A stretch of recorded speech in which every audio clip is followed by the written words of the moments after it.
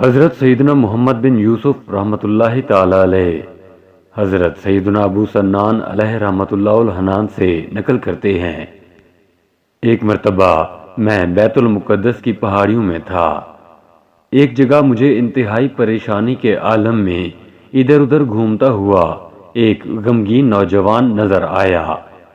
میں اس کے پاس آیا اور سلام کے بعد اس سے پریشانی کا سبب پوچھا تو اس نے بتایا، ہمارے ایک پڑوسی کا بھائی فوت ہو گیا ہے، تم میرے ساتھ چلو تاکہ ہم اس کی تعزیت کریں اور اسے تسلی دیں۔ میں اس نوجوان کے ساتھ چل دیا۔ ہم ایک شخص کے پاس پہنچے جو بہت اداسی کے عالم میں بیٹھا ہوا تھا۔ ہم نے اسے صبر کی تلقین کی اور تسلی دینے لگے، لیکن اس نے ہماری باتیں نہ سنی اور بے صبری کرتے ہوئے آہو زاری اور چیخو پکار کرنے لگا۔ ہم نے اسے محبت و پیار سے سمجھاتے ہوئے کہا، اے اللہ عز و جل کے بندے، اس طرح بے صبری کا مظاہرہ نہ کر، اللہ عز و جل سے ڈر اور صبر سے کام لے۔ بے شک موت ہر کسی کو آنی ہے۔ جس نے بھی زندگی کا سفر شروع کیا اس کی منزل و انتہا موت ہے۔ موت ایک ایسا پل ہے جس سے ہر ایک نے گزرنا ہے۔ کچھ گزر گئے، کچھ گزر رہے ہیں اور کچھ گزر جائیں گے۔ ہماری یہ باتیں سن کر وہ شخص کہنے لگا، میرے بھائیو، تم نے بالکل ٹھیک کہا، تمہاری باتیں بالکل برحق ہیں، لیکن میں تو اس لیے رو رہا ہوں کہ میرے بھائی کو قبر میں بڑی پریشانی کا سامنا ہے۔ جب ہم نے اس کی بات سنی تو کہا، سبحان اللہ عز و جل، کیا تم علم غیب جانتے ہو جو تمہیں معلوم ہو گیا کہ تمہارا بھائی قبر میں عذاب سے دوچار ہے؟ تو وہ کہنے لگا، میں اس ہولناک منظر کی وجہ سے پریشان ہوں جو میں نے دیکھا ہے۔ آؤ میں تمہیں تفصیل سے سارا واقعہ سناتا ہوں۔ جب میرے بھائی کا انتقال ہو گیا تو تجہیز و تکفین کے بعد ہم نے اسے قبرستان لے جا کر دفن کر دیا۔ لوگ واپس آ گئے، میں کچھ دیر قبر کے پاس ہی کھڑا رہا۔ یکا یک میں نے قبر سے ایک دردناک آواز سنی۔ میرا بھائی نہایت درد مندانہ انداز میں چیخ رہا تھا، مجھے بچاؤ، مجھے بچاؤ۔ جب میں نے یہ آواز سنی تو کہا، واللہ یہ تو میرے بھائی کی آواز ہے۔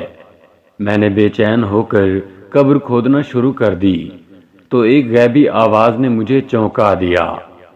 کوئی کہنے والا کہہ رہا تھا، اے اللہ عز و جل کے بندے، اس قبر کو نہ کھودو، یہ اللہ عز و جل کے رازوں میں سے ایک راز ہے، اسے پوشیدہ ہی رہنے دو۔ آواز سن کر میں قبر کھودنے سے باز رہا۔ پھر میں وہاں سے اٹھا اور چلنے لگا تو مجھے دردناک آواز سنائی دی، مجھے بچاؤ، مجھے بچاؤ۔ مجھے اپنے بھائی پر ترس آنے لگا اور میں نے دوبارہ قبر کھودنا شروع کر دی۔ ابھی میں نے تھوڑی سی مٹی ہٹائی تھی کہ پھر مجھے غیبی آواز سنائی دی، اللہ عز و جل کے رازوں کو نہ کھولو اور قبر کھودنے سے باز رہو۔ غیبی آواز سن کر میں نے دوبارہ قبر بند کر دی اور میں وہاں سے جانے لگا تو پھر بڑی دردناک آواز میں میرے بھائی نے مجھے پکارا، مجھے بچاؤ، مجھے بچاؤ۔ اس مرتبہ جب میں نے اپنے بھائی کی آواز سنی تو مجھے بہت رحم آیا اور میں نے پختہ ارادہ کر لیا کہ اب تو میں ضرور قبر کھودوں گا۔ چنانچہ میں نے قبر کھودنا شروع کی۔ جیسے ہی میں نے قبر سے سل ہٹائی تو قبر کا اندرونی منظر دیکھ کر میرے ہوش اڑ گئے۔ اندر انتہائی خوفناک منظر تھا۔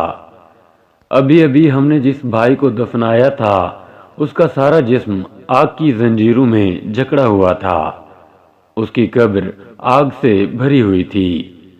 جب میں نے اپنے بھائی کو اس حالت میں دیکھا تو مجھ سے رہا نہ گیا اور میں نے اسے زنجیروں سے آزاد کرانے کے لیے اپنا ہاتھ اس کی گردن میں بندھی ہوئی زنجیر کی طرف بڑھایا۔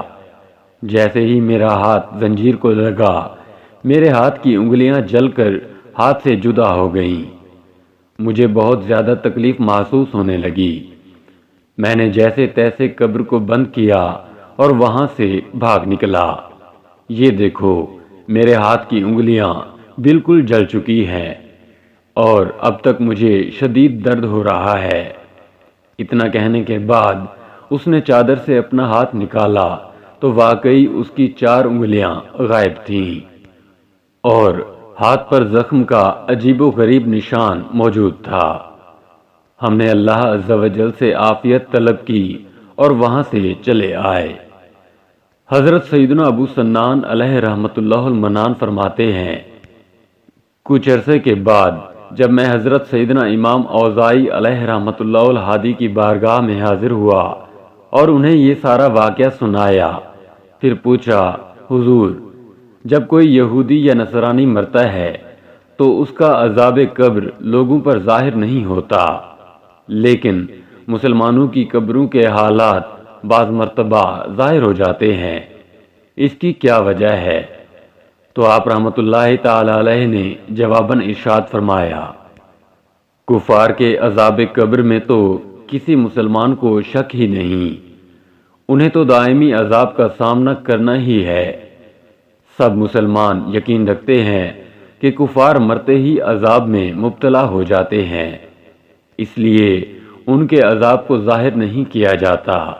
ہاں، بعض مرتبہ گناہگار مسلمانوں کی قبروں کا حال لوگوں پر منکشف کر دیا جاتا ہے تاکہ لوگ اس سے عبرت پکڑیں اور گناہوں سے تائب ہو کر اپنے پاک پروردگار عز و جل کی رضا والے اعمال کی طرف راغب ہوں۔ اللہ عز و جل کی ان پر رحمت ہو اور ان کے صدقے ہماری مغفرت ہو، آمین، بجاہ نبی الامین صلی اللہ تعالی علیہ وآلہ وسلم۔